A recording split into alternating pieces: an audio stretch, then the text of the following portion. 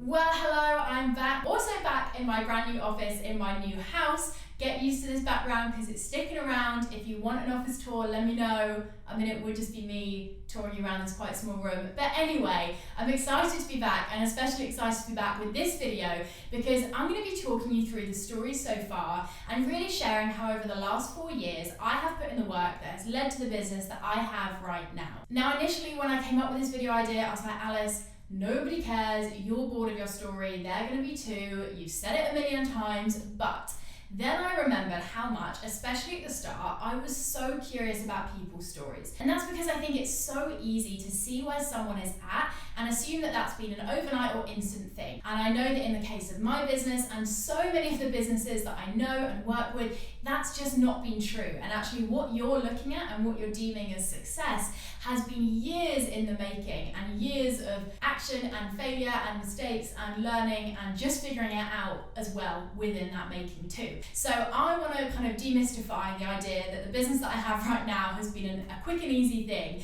by talking about the years that have gone before and really sharing what that's looked like. Now, if you're new to me, the business that I have right now is a mystery to you. So hello, I'm Alice. I am an entrepreneur and business owner, and my business is all about helping female entrepreneurs get really clear on where they want their businesses to be and then put the marketing and the strategy in place to get there. I do coaching, I do group programs, I host a podcast, I host a retreat, and honestly, it is the biggest privilege to do what I do. But let me tell you, it has not always been this way. The business is always changing. So even 2 months ago, the business didn't look like this. So let me tell you, 4.5 years ago, it was very different. So beginning to go back in time, I feel like I should start by just explaining that I don't feel like I've ever had a conventional job. Aside from business owner, I've had 2 other jobs. The first was as a sign maker, I guess / business owner, but I don't class that as a business.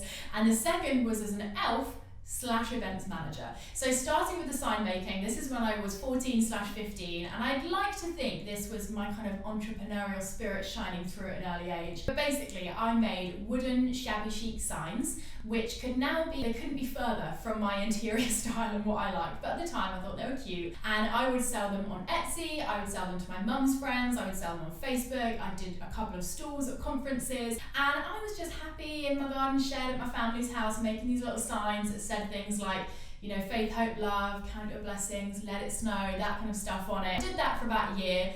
Can't say it's my proudest work. However, the name of the business, oh my gosh, is because it was Alice's Designs, but it was like DE in lowercase, signs in uppercase. You get it? Because it's like Alice's Designs, Alice. I know, 10 out of 10. I should have known at that point I was due to be in the marketing world instead. But anyway, that was my first kind of dip of the toe in the world of work. And then the next real work that I did, which again saying real work feels like a wrong word for what this was as an elf. I spent one Christmas season being an elf at this pretty high scale Christmas experience, Laplandy type thing. And then for the 4 years after that was then the events manager for it. Now, I'm not talking about the kind of Christmas thing where it's like a Father Christmas in a shed. I'm talking 4 Father Christmases working at once, live reindeer, 20,000 kids going through every single Christmas, 50 staff members. It was a lot. And that for me was the first time that I really got excited about work. But that is what I credit for me wanting to leave school early, because I'd been given this taste of freedom, of control, of challenge. And then I was suddenly like, well, I don't want to sit here and just learn crap to repeat it in a classroom. So because of that feeling, in 2015, when I was halfway through my A-levels, when I was offered a full-time role doing this events management work, I was like, yep, see you school, I'm out. I'm not what you'd probably associate with a typical school dropout. I was a bit of a nerd, actually edit that, I was a lot of a nerd. I got pretty good grades, I really enjoyed school, but really I was just feeling frustrated. I was ready to start doing rather than learning, and I just wanted to be out in what I thought was the real world. So much to the dismay and confusion from parents and, you know, teachers and probably friends as well, I was like, screw it, I'm out. I was 16, I left school, and I then spent a year working within this events management role. Looking back, that was quite a big risk, and I think at the time I didn't really realise what I was doing, but for me, 2015 was fully the year where I was just like, I'm going to learn to trust my gut, and also I'm going to realise that nothing is the end of the world, because the way that people acted when I left school was like I had just like ruined my whole life, whereas worst case scenario was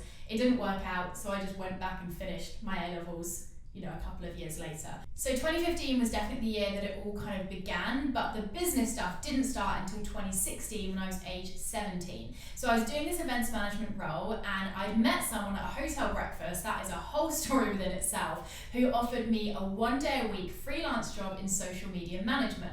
Now, at the time, I didn't know anything about social media management. I was just your classic teenager who was all over the social media platforms and was also that horse girl who used to make horse compilation videos on YouTube. YouTube my name, they might still be there, enjoy, hope you cringe. And I also didn't know what freelance meant. So when I said yes to this 1 day a week job, again, bit of a risk there going from a full-time salary to 1 day a week. But anyway, I don't think I realised. I think I was just like, yeah, cool, let's say yes, this is exciting.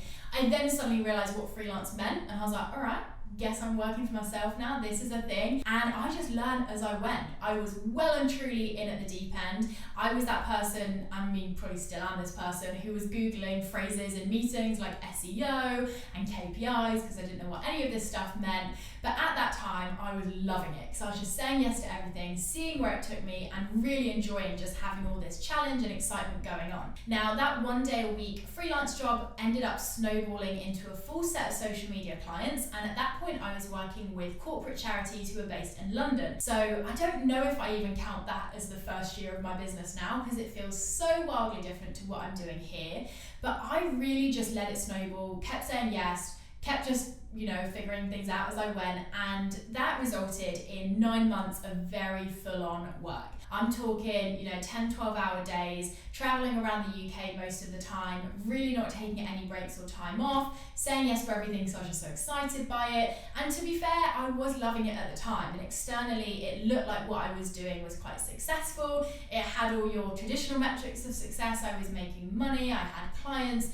But what I didn't realise at the time is that I was completely working myself into the ground. But so many people have burnout as part of their story. That is how the end of that period of work ended. Because I got to the start of 2017, I remember so clearly I went on a holiday with my family, got on the plane for the first time in 9 months, wasn't working or connected to internet, and just felt numb. I can't describe it as anything other than that because I just didn't know what to do with myself. I didn't know who I was. I felt really low, and I never came back to work after that holiday. I continued just to feel worse and worse as that week went on, and as I came back I just realised I can't go back, I can't work, I can't even leave my bed. I was then diagnosed with depression, and I basically spent the next 7 to 8 months just building up my mental health and building back what I hadn't had before, which was a personal life. So I started doing a lot of therapy, I started on medication, I travelled a lot, I saw my friends, I spent a lot of time in bed and sleeping,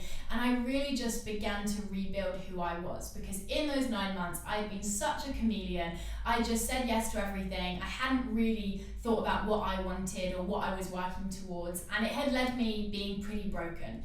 And at this time, when I was really burnt out and pretty depressed, I never thought I wanted to step back into business, because my conclusion was like, if that is what being an adult is about, I'm not here for it, I don't want to do that again, that was not fun. But as I began to feel better towards the end of that year, I realised that there were some things about that first year of business that I'd enjoyed. I loved social media, I loved storytelling, I loved how you could just show up online with a message and that could connect with people and serve people, and ultimately that could sell things and grow businesses. That blew my tiny mind. And I also loved the ability to work on my terms and be challenged every single day and wake up every single day and be really excited about what I was doing. So I was like, okay, there was a lot wrong with that first year, but there were some things right. So what might it look like to step way more intentionally into another business with those right things? And at this point, what I thought that was digital marketing consultancy. So around September of 2017, I called myself that. I got my first ever website made. At this point, I'm working off of my savings from the first year of business. I started showing up on Instagram, which, let me tell you, is proof that, at least this is true for me. Creds if this wasn't true for you. I did not wake up one day with an engaged audience and nice pictures and graphics and a good tone of voice. It was a hot mess at the start, but hey, gotta start somewhere. And really for me, the rest of 2017, those last few months of the year, were just about beginning to find my feet. I made a lot of mistakes in those early months. I started working with corporates again before realizing that they were part of the problem before. I launched an online course, which just completely flopped, no one bought it, wasn't a goer. But honestly, at the time I didn't mind, because I was just excited to be back. And actually actually I was really excited about the prospect that maybe this time around I could do it on my terms. Now, as we then step into 2018, this for me is the year that the business really began to take shape. I launched the podcast in the February of that year, which, oh my gosh, was one of the best moves that I've done for my business and for me personally, because now it serves as a place where people find the business and find me. But at that point, it was so good for what it did for me and the people that it allowed me to meet. The start of 2018 was definitely the first time that I realized that there was community out there for female business owners like me. Suddenly realized I'm not the only young person who runs a business, and that for me was such a relief. Because part of my burnout, I think, came from the fact that I was so isolated and there was no one around me who I felt got it or could, give me that support or insight or even just that encouragement. So starting the podcast, beginning to join some memberships, getting myself out there really was fundamental in the growth of the business that year, because it just begun to build me that community and obviously not only helped me personally but also helped the business to grow. I also took on my first ever clients, which was for free coaching in the March of that year. I think it was around the February where I was like, okay, consultancy's not for me, let's call it coaching instead. And then I knew that I needed to get my name out there somehow and also figure out if I was actually any good at coaching and if it was something that I wanted to do. So I hosted the first ever of my International Women's Day giveaways, which I now do every single year, and coached a set of clients through that process. And it was very eye-opening, it was full of learning opportunities, but that for me really cemented the yes, this is what I want to do. I want to be teaching people to do it rather than doing it for them, and I want to be working with small businesses who are value driven and who allow me to be myself whilst I'm working. Now, as we worked through 2018, it was not all sunshine and roses. I definitely remember around the July and August of that year being really close to giving up because my savings were running out. I still hadn't had any paying clients. I was putting in all of this work and felt like I was doing the right stuff, but didn't feel like I was getting any of that traction back. And I was really just beginning to think, okay, maybe this isn't possible. The first business had taken off so quickly and, actually so uncontrollably that I think I'd expected the same for the second. Now I realise if you want to build something good, it does take time and work.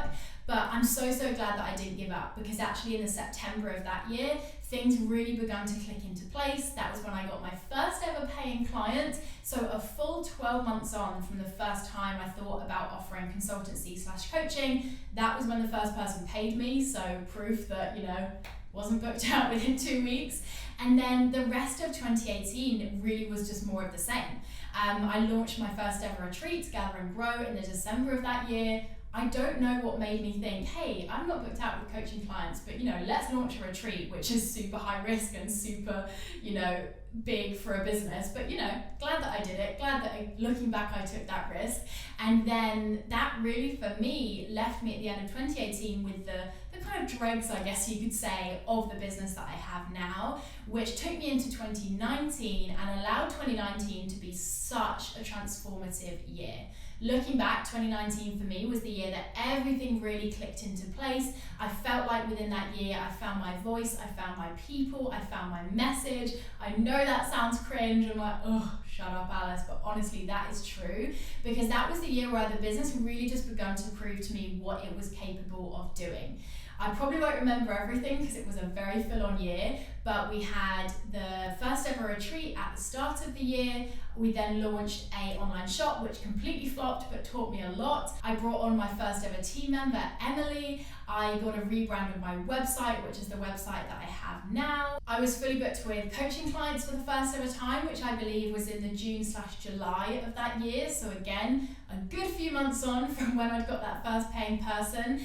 And really, as soon as that had happened, I begun to realize, okay, this business model maybe doesn't serve me as well as I think it could, because for me, coaching isn't scalable and it's not sustainable. So it's at that point where I begun to think, okay, what's kind of the next step for this business? How does it evolve? And after a good few months of wrestling with that question and not quite knowing what to do and what the next step was, I came up with my first ever group coaching program called Selling When You're Service-Based. It sold out 50 spaces within a week, which blew my tiny mind, and it really is what got me excited for 2020 and the way that my business was then able to evolve. So if we then come into this year, 2020 so far, I mean there's still a few months to go, so who knows what's going to happen, has really been about pivoting and shifting. 2019 was amazing, but it was so full on. It was thing after thing, it was pushing, it was a lot of work, but it really proved to me what the business was capable of. So that then stepping into 2020, I was able to really solidify that new normal for the business and begin to pivot towards it. So across this year, I've been slowly moving from primarily relying on coaching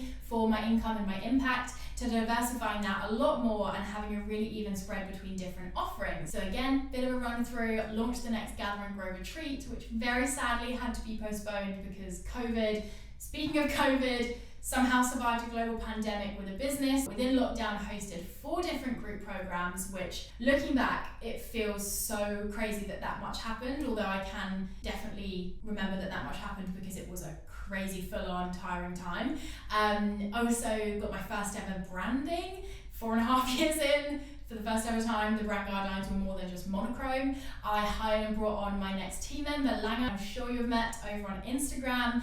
I took my first ever month off, which was incredible and 100% something that I'm going to do in future. And that really takes the business to now, September 2020. The one thing that I definitely know is happening over the next couple of months is another round of that first ever group coaching program, Selling When You're Service-Based. I am so excited to host it again because the impact and the community and the transformation that took place in that first one honestly was so much bigger than I could have ever hoped for. It was the biggest privilege to host that. So if you are interested, I'll leave some links below if you're curious. But I guess I just have to say, watch this space. If my story so far has taught me anything, it's that when you say yes, when you're open to learning, when you're willing to make mistakes, when you're just up for figuring it out as you go along, you never quite know what's going to happen. But again, from my experience, it's always worth it to do it that way. And I'm just excited because 6 months ago, I could have never thought that I'd have the business that I have now. And I have no doubt that that's going to be absolutely the same feeling in 6 months' time. I hope this has been interesting. I hope this has proved to you that it has not been an overnight thing. I mean, creds to you if your business has been, but mine definitely hasn't, as you have seen in this video. If there is anything else you'd like to see from me on this channel, let me know. And if you're not already connected with me over on Instagram or over on the podcast,